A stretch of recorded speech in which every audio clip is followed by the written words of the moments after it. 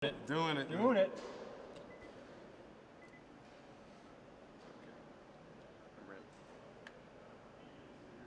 All right. What do you think of the challenge?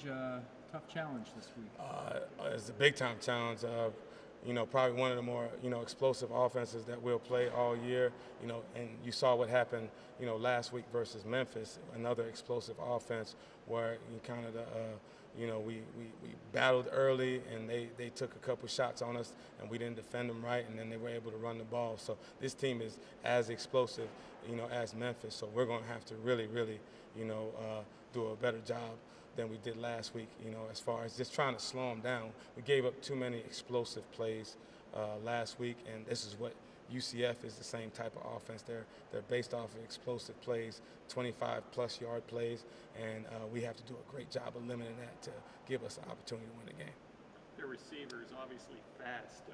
They're a physical group too, correct? Yes, sir. Yes, sir.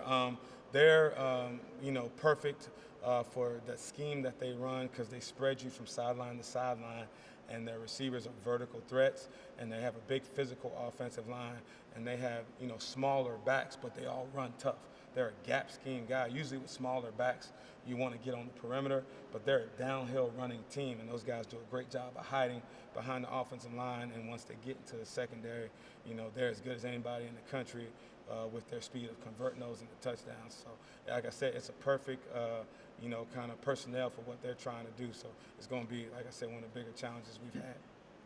Having a rivalry game, do you have some leaders on that side of the ball that are kind of giving the guys some advice going into this big game? They are. We just had two of the better players that come out of USF the last couple of years. George Selvey and I don't want to call him Snake. Stephen Nicholas that just came out. Sorry, when you get nicknames, you forget the real names. But George Selvey and Stephen Nicholas came out and watched practice and gave their evaluation of practice and said some really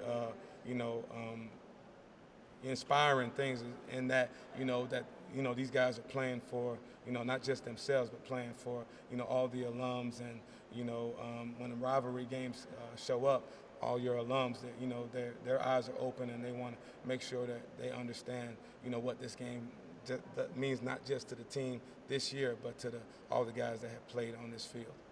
They come out today? Yes, they came out to practice. They stayed and watched the whole practice. Could winning a game like this on the road against an opponent like this, a rival, could it kind of salvage this season in a way?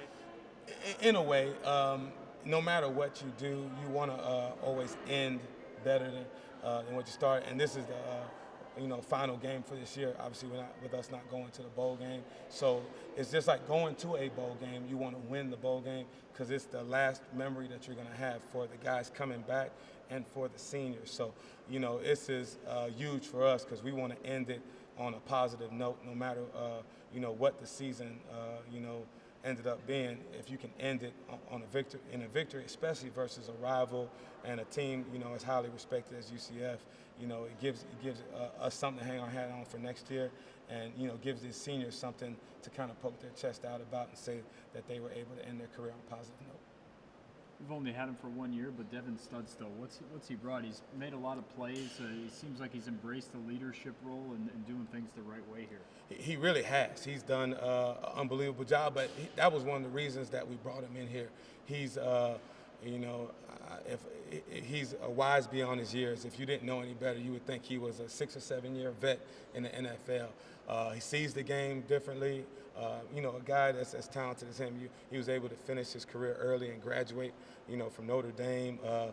Could have went to a lot of high academic schools coming out of high school. So he's a kid that has his life in order and really looks at football through a different scope than, most guys his age. So he's been a wonderful addition to, this team. He's proud of the fact that this is an aggressive attacking defense. You guys have been able to do some things. How pleased, everything hasn't gone the way you wanted, but how pleased are you with the mentality that you guys have, especially in that secondary? Always, and I love our secondary. I know they get a lot of grief sometimes, but we put them in very, high-risk situations because we believe in them.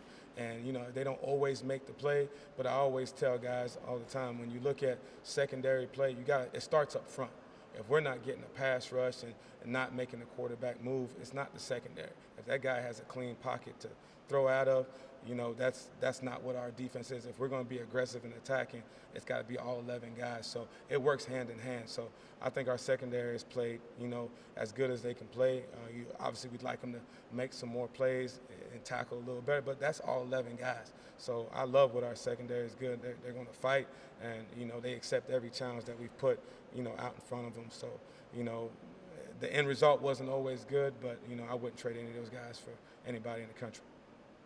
What can you say about the job that Mims has been doing? I told you guys earlier in the year, Mims is a kid that we rely on. His biggest thing is just got to stay healthy. With some of the amount of plays that we've played this year, we're a banged up unit, but I don't think any unit is healthy going into game 12. Yeah.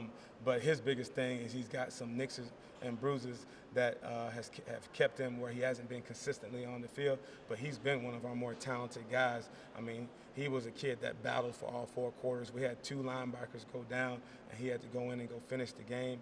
And I pointed him out as one of the guys when things weren't always going good that played with 100% effort and, was still playing at a championship level. Any chance we could see Kegler or Pinckney this week? Probably not Pinckney. We fitted him for a cast, and it just wouldn't work out. We never want to put young men in jeopardy of stuff that could be, that could stick with them for the rest of their lives. And we fitted him with a cast just where his hand broke. It just wouldn't work. So we weren't going to risk it. But Kevin Kegler is feeling a lot better, which we needed him last week, obviously. And he's given it a go this week, and all signs point that he should play. And Macon? He's still nursing that ankle, and you know how it is when you got dealing with an ankle like I talked about.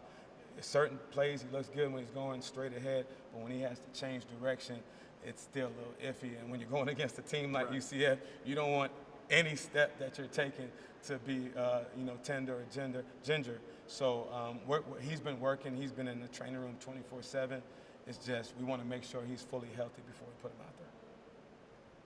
Good stuff, man. Thank you very much. Thank you.